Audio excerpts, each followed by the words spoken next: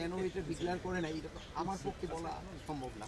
আর 2 number যে সঠিক বিচার যেন হয় এই জন্যই কিন্তু একটা তদন্ত কমিশন গঠন করে, এটা কিন্তু কমিশন মানে না ইনকোয়ারি কমিটি না, তদন্ত কমিশন গঠন করা হয়েছে এবং তাদের দেখবেন তাদের মর্যাদাও দিয়ে দিচ্ছে যে হিসেবে অ্যাপিলেট ডিভিশনের জাজের মর্যাদা দেওয়া হয়েছে যে প্রধান, আর অন্যান্যদের কিন্তু হাইকোর্টের জাজদেরও মর্যাদা তাদের দেওয়া হয়েছে এগুলি করার জন্য। এই জন্য একটা যেন সঠিক হয় কমিশনটা যেন সঠিকভাবে কাজ করেন এবং যারা দোষী তাদের যেন তারা ভালোভাবে করতে পারে, এই জন্য কিন্তু এটা করা হয়েছে এবং তারা তাদের রিকমেন্ডেশনের উপরে বেস করে আমরা পরবর্তী বাহানা কোথায় দেখলেন। এখানে তো আমরা এটা তো এই গত 15 বছরের প্রশ্নগুলি তো আপনারা ওই গত 15 বছর করতে পারতেন, বাট গত 15 বছরের উত্তর তো আমি দিতে পারবো না। এই যে আমাকে এখন যে হারে প্রশ্ন করতে পারতেছেন এই প্রশ্ন কি আপনারা গত 15 বছর করতে পারতেন? এই ধরনের প্রশ্ন তো আপনি করতে পারেননি। আপনারা শুনেন আমি বলি, আপনারা তখন স্বাধীনভাবে আমাদের যে কোনো ধরনের প্রশ্ন করতে পারেন। আগে যে কত ঘটনা ঘটছে গত 15 বছর আপনারা অনেক সময় মিডিয়া দিতেও পারেন না, আপনার ইচ্ছা ছিল আপনার বুক ফেটে গেছে কিন্তু প্রকাশ করতে পারেন স্যার একটু জানা, এখন তো আপনারা এটা প্রকাশ করতে পারেন।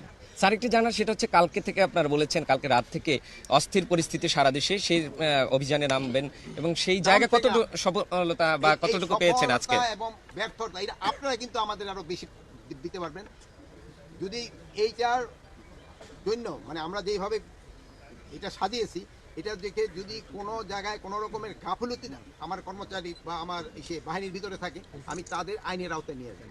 এখানে কাউকেই ছাড় দেওয়া হবে না, কাউকে কোনো এইটা পুলিশ হোক, বিডিআর হোক, র্যাব হোক, তারপরে আনসার হোক বা কারা হোক, যারা এটা মানে ঠিকমতো তাদের কাজ যদি কেউ না করে তাদের আমরা আইনের আওতায় নিয়ে আসি। গতকাল বিকেলে ব্রিফিং করেছিলেন, আজকে সকাল পর্যন্ত কি আপডেট আছে আপনার কাছে? এই সকাল পর্যন্ত আপডেট তো আমি ভাবছি আপনারা দিবেন, কিন্তু যেহেতু আপনারা সারা রাত রয়েছেন আমার মনে হয় আল্লাহ দিলে অনেকটা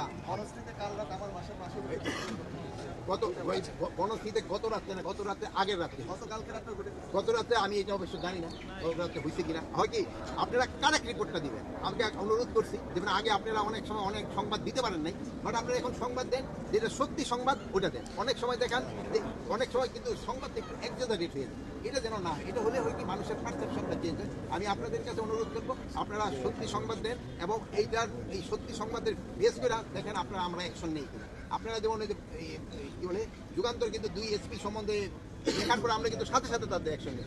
আপনারা এরকম কারেক্ট অ্যাকশন সংবাদ আমাদের পরিবেশন করেন।